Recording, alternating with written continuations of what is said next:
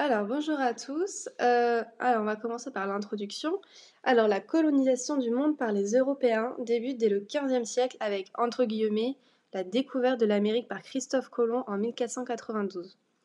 Au fur et à mesure, l'obtention de nouveaux territoires devient un réel enjeu économique et politique pour les Européens qui, au début de la Première Guerre mondiale en 1914, dominent une bonne partie du globe. L'Empire britannique est le plus vaste empire européen, comptant environ plus ou moins 109 colonies, de ses débuts jusqu'à l'entre-deux-guerres. L'Empire a possédé des colonies sur tous les continents, sans exception. Et dans le cas du Royaume-Uni, nous pouvons en effet parler d'un empire colonial, car ce terme regroupe les différents territoires contrôlés par un autre État. Alors, nous nous demanderons cependant qu'en est-il de sa puissance dans un contexte d'après-guerre. Est-ce que l'empire colonial est en crise pendant l'entre-deux-guerres? Alors, nous verrons que l'empire britannique pendant l'entre-deux-guerres va grandement évoluer. Nous étudierons d'abord les origines de cet empire, puis nous verrons l'empire à son apogée pour finir sur son déclin.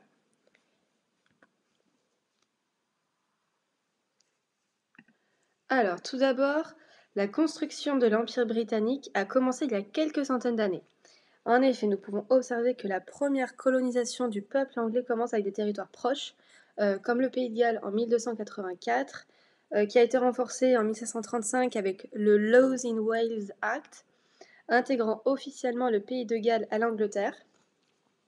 Autre cas de colonisation précoce en 1612 pour les Bermudes, en 1655 pour la Jamaïque ou encore, bien sûr, 1607 pour la première colonie américaine, qui était bien sûr Jamestown en Virginie. Néanmoins, la grande majorité des territoires ont été colonisés au XIXe siècle, avec par exemple Hong Kong, colonisé en 1841, ou l'île Maurice en 1814. Au XVIe et XVIIe siècle, la colonisation était surtout concentrée sur le commerce triangulaire, bien sûr, concernant alors des territoires en Afrique, aux Antilles. Donc ça explique la colonisation rapide des Bermudes et de la Jamaïque. Nous pouvons remarquer que dès le début, la colonisation avait pour but d'enrichir le pays colonisateur et surtout accroître sa puissance internationale. Les territoires les plus lucratifs et stratégiques étaient peuplés par des Européens et ils ont vite pris plusieurs dénominations comme colonie, le terme colonie, qui d'après le Larousse, c'est un territoire occupé par un autre État qui le contrôle politiquement et économiquement. Il y avait également des territoires appelés protectorats qui, d'après le Larousse, ce sont des régimes juridiques caractérisés par la protection qu'un État fort assure à un État faible, en vertu d'une convention ou d'un acte unilatéral.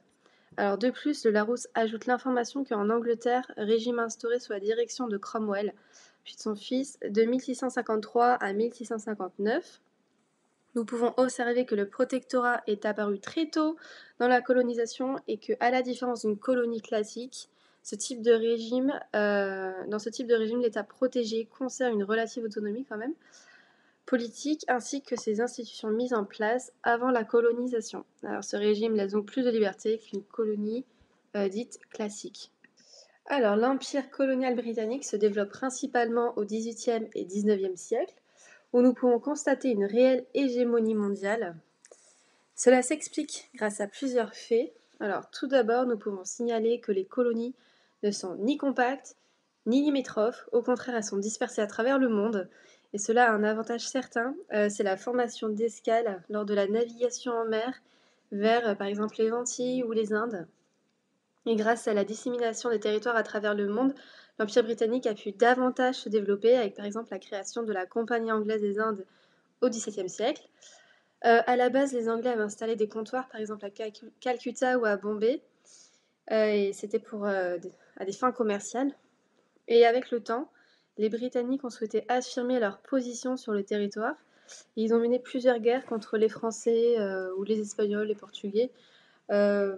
Mais ils ont aussi lutté contre des révoltes internes, donc par exemple des révoltes de la part des Indiens sur le territoire indien, quoi. Alors chaque victoire les a menés vers ce qui sera appelé le joyau de la couronne. Donc ça, c'est le qualificatif pour parler de l'Inde, qui était une véritable source de richesse et un vrai point stratégique en Asie.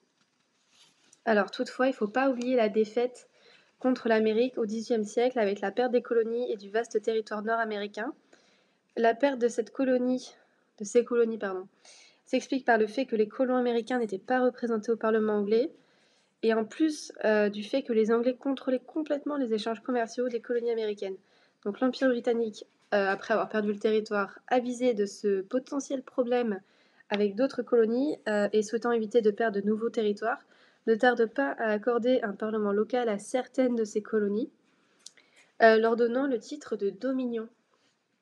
Alors, ce sont des territoires membres de l'Empire britannique avec une relative autonomie. Par exemple, ils décident de la politique intérieure de leur pays, de leurs finances, de leur commerce, mais pas des affaires étrangères qui, elles, sont gérées par l'Empire britannique. Alors, ce système de colonisation permet à l'Empire d'éviter des soulèvements de la part des peuples colonisés. De plus, les dominions reconnaissent la souveraineté de la monarchie anglaise. Alors, nous pouvons retrouver comme dominion, par exemple, l'Australie, qui est devenue un dominion en 1900, ou encore la Nouvelle-Zélande en 1907, l'Union sud-africaine en 1908, mais nous avons aussi, par exemple, Terre-Neuve, l'Irlande, l'Inde, le Pakistan, mais aussi le Ceylan, qui est l'actuel Sri Lanka.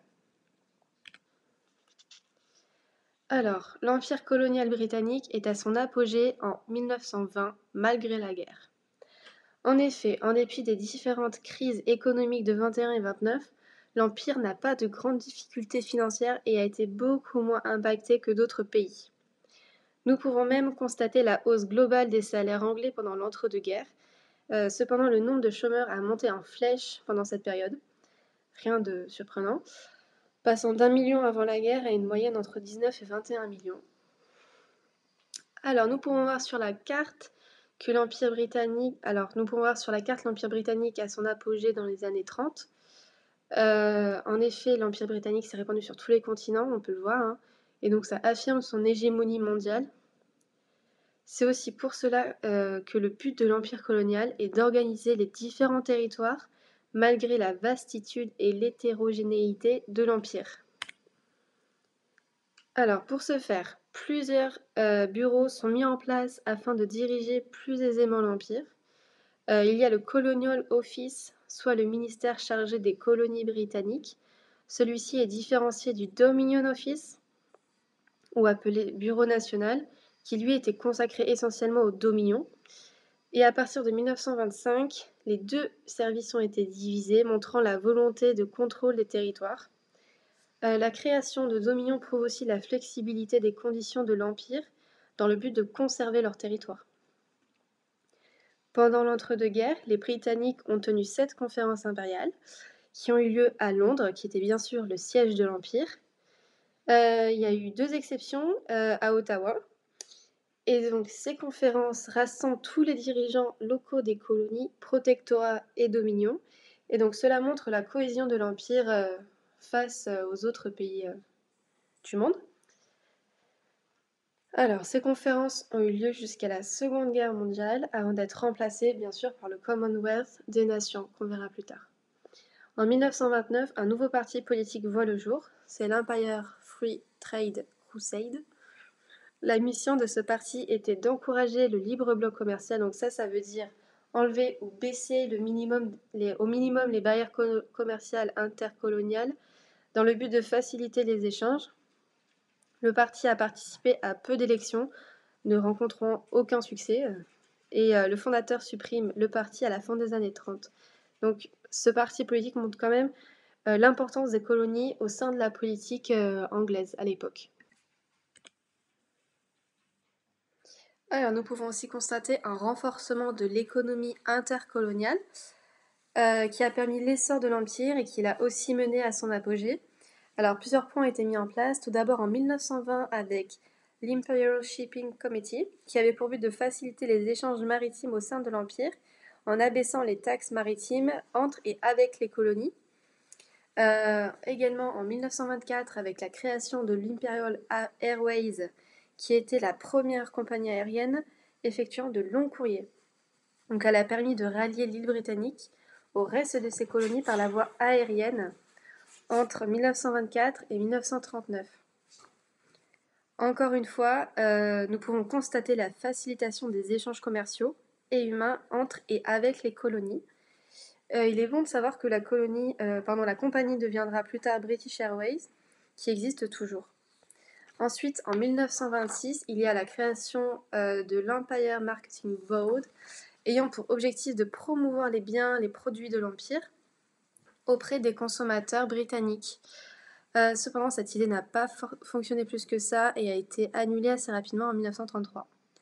Enfin, les accords d'Ottawa en 1932, signés pendant une conférence impériale, ont permis l'installation de tarifs préférentiels sur certains produits issus de l'empire colonial, donc encore une fois, dans le but de promouvoir les biens issus des colonies. Alors, nous pouvons observer un déclin progressif de l'Empire britannique aussi pendant l'entre-deux-guerres. Cependant, la colonisation n'a pas beaucoup été contestée au sein de l'Empire, même au sein du Parti communiste britannique, qui était censé être un parti quand même anti-impérialiste, parce que d'après Lénine, les empires coloniaux sont quand même le summum du capitalisme et devraient donc ne plus exister.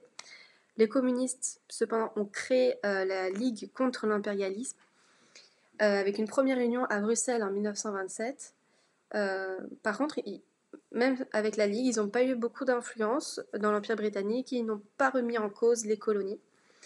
À la fin des années 30, l'anti-impérialisme commence à prendre de l'ampleur, par exemple avec le Parti travailliste le Parti travailliste indépendant, et le Bureau international des services africains qui demande l'indépendance des colonies au nom de l'autodétermination. Donc ça veut dire choisir librement sa politique dans son pays. En 1915, en Inde, il y a le début de la lutte pour l'indépendance. Et par conséquent, en 1919, le Parlement britannique passe le Indian Act, laissant plus de pouvoir aux Indiens. Il est complété en 1935 avec la création de la Fédération d'Inde, qui met en place des provinces, mais aussi, très important, un exécutif local et un parlement. Ces deux actes ont laissé plus de liberté à l'Inde. Malgré cela, le pays proclame quand même son indépendance en 1947. Pendant l'entre-deux-guerres, le Royaume-Uni est contraint de donner l'indépendance à certains pays, comme par exemple la fin du protectorat d'Égypte en 1921. De plus, suite à la conférence impériale britannique de 1926, la très importante déclaration de Balfour est rédigée. Elle donne aux dominions toute leur souveraineté. En effet, nous pouvons y lire des communautés autonomes au sein de l'Empire britannique, de statut égal, aucunement subordonnés les uns aux autres dans quelques aspects que ce soit, de leurs affaires intérieures ou étrangères, mais unis par leur allégeance commune à la couronne et librement associés en tant que membres du Commonwealth britannique des nations. Donc cela signifie qu'il n'y a plus de hiérarchie entre les Britanniques et les dominions.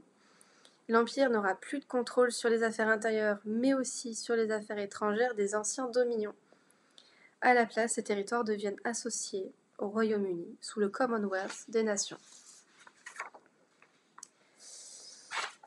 Alors, nous pouvons témoigner de l'accroissement de l'indépendance des territoires de l'Empire avec la continuation de la déclaration de Balfour au travers du statut de Westminster, qui est une loi adoptée en 1931 suite à une conférence impériale aussi, qui confirme les nouveaux statuts des anciens dominions et leur souveraineté. Ce statut réétablit le fait que les dominions sont devenus des partenaires du Royaume-Uni.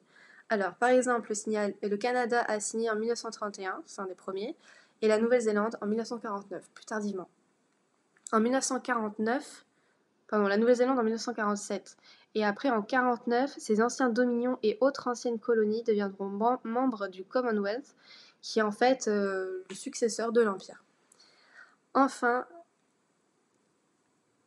en conclusion, au premier abord, nous pouvons penser que l'empire colonial est à son apogée après la Première Guerre mondiale. Cependant, l'entre-deux-guerres est une rupture pour l'empire, marquée par de profonds changements qui ont durablement impacté jusqu'à sa dissolution via le Commonwealth.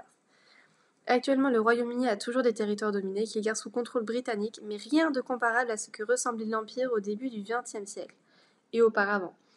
La décolonisation s'effectue dans la deuxième moitié du XXe siècle, surtout entre 1947 et 1965. De plus, le phénomène de dévolution accroît davantage l'indépendance de certains territoires britanniques. Par exemple, au pays de Galles, il y a un parlement gallois, un exécutif, ainsi qu'un premier ministre. Donc ça ressemble vraiment à un gouvernement complètement autonome. Il en est de même en Écosse et en Irlande du Nord. Merci d'avoir écouté.